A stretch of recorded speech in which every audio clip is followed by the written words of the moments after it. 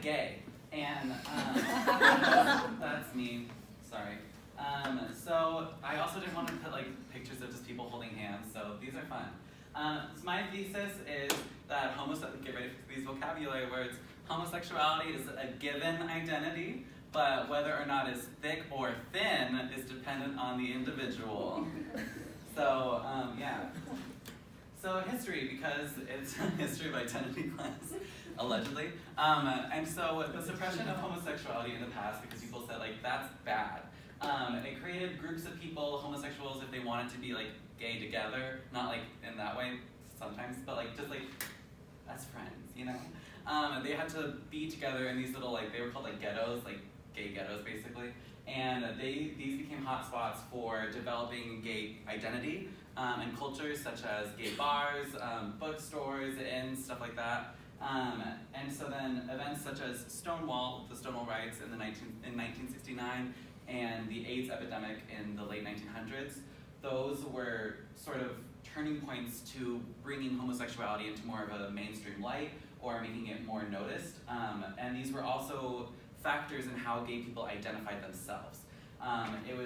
They identified with these things because it showed that they had gone through certain traumas or they were underdogs, and that added to sort of an identity of being bold and being, there's an article that I read and it talked about how before in the past, being gay, there was a sense of irreverence, independence, and boldness that went along with it because they were fighting against all of these stigmas of who they were. So that's just history. But as gay culture became more accepted and in more mainstream light, these ghettos basically were not necessary anymore. People didn't need to hide away in certain groups. They're more dispersed in society. So media influences, because media influences basically all of our identity factors. And so what is going on now with gay identity is that it is moving away from what it used to be, and now it is turning into it.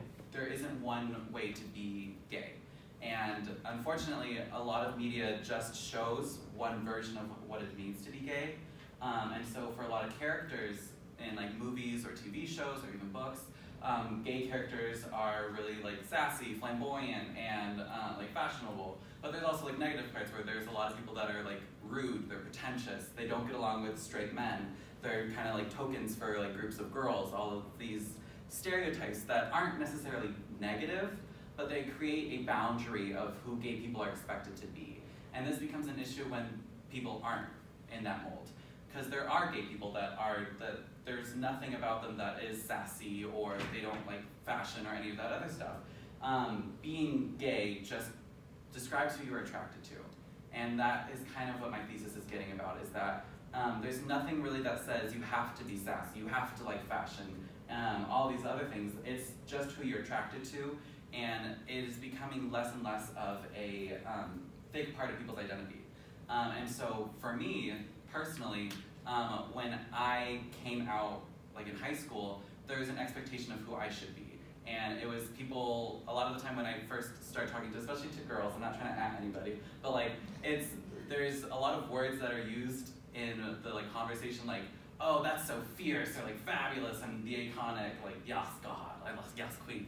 And like those are like words that are used and then they're not used again. It's obvious that they're just trying to like, that's their expectation of who you are, is that you're this like really flamboyant person. And when I first came out, that's like what I was. It's a very insecure part of your life.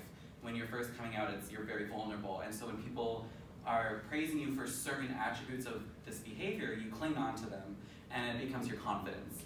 And so that's kind of how society molds being gay, and it becomes synonymous, like being sassy and all this other stuff, when it's not necessarily it's not the only way to be gay, and that there are many other facets of that. I also thought that this last thing down here, we're all influenced by society, and we get subconsciously told what parts of our identity are thick or thin.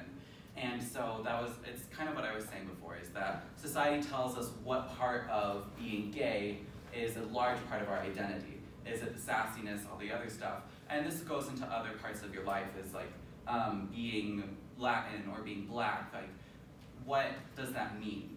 Like, is it synonymous with certain traits and stuff like that? So, just like, you need to find your own thick or thin identity to really represent you.